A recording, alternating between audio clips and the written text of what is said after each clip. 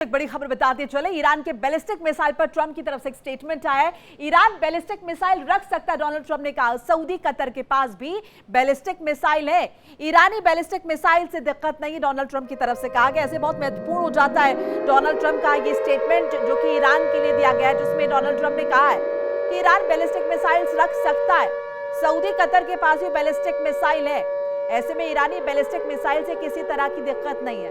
अब Donald Trump के इस बयान से इजराइल को क्या दिक्कत होगी देखना महत्वपूर्ण होगा, क्योंकि ईरान इजराइल पर आसानी से वार कर सकता है। I'm saying that if other countries have them, it's a little bit unfair for them not to have some. A ballistic missile is not the same thing as what we're talking about when we talk nuclear. But if Saudi Arabia and Qatar and they all have some, I would say in relative proportion, I think it's okay. That's what I mean. और एक और बड़ी जानकारी, America Iran में deal पर दस्तखत हो गए हैं। इंडिया डेली 24x7 के पास डील के ड्राफ्ट की कॉपी है। डील के ड्राफ्ट में 14 शर्तों का जिक्र है। अमेरिका ईरान ने समझौते पर दस्तखत कर दिए हैं। दोनों देशों के राष्ट्रपति ने एमओयू पर साइन किए हैं।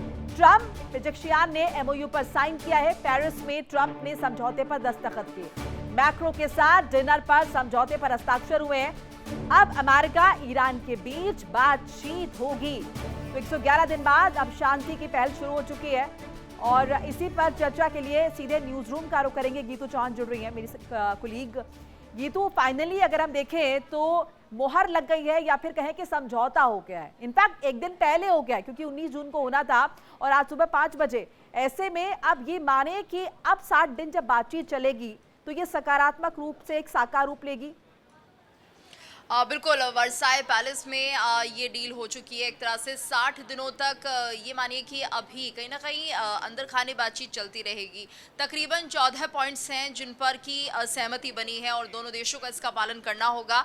लेकिन मुख्य तौर पर अगर देखें तो होर्मुज़ का खुलना, साथ ही साथ जिस तरह से अमेरिकन फोर्सेस डिप्लॉय हैं उन्हें हटाना, और इसके अलावा आने वाले 60 दिनों में किसी तरह का हमला ना लेबनान में होगा ना ईरान में होगा। इस तरह की डील जो है वो सामने आ रही है और ऐसे में देखना होगा कि 60 दिनों के अंदर क्या किसी बात को लेकर सहमति पर अगर कुछ ऐसा लगता है कि नहीं आगे बढ़ती है तो हो सकता है। हालांकि यहाँ पर सीधे तौर पर अमेरिका ने ये कह दिया है कि अगर ईरान इस डील को लेकर कुछ भी करता है, यानी कि किसी भी तरह से ये डील तोड़ दी जाती है, तो फिर अच्छा नहीं होगा और ईरान पर फिर युद्ध नीति के तहत ये युद्ध की शुरुआत मानी जाएगी। तो कुल मिलाकर ये अभी फिलहाल दोनों देशों की ये डील हुई है और जिनेवा में ना होकर पेरिस में इस डील को साइन किया गया। इस डील को साइन करने के बाद अंतर्राष्ट्रीय बाजार में बहुत ही सकारात्मक इसका असर नजर भी आ रहा है। शुक्रिया आपका तमाम इंफॉर्मेशन साझा करने के लिए। देखिए इंडिया डेली 24/7 अब आपकी स्मार्ट टीवी पर।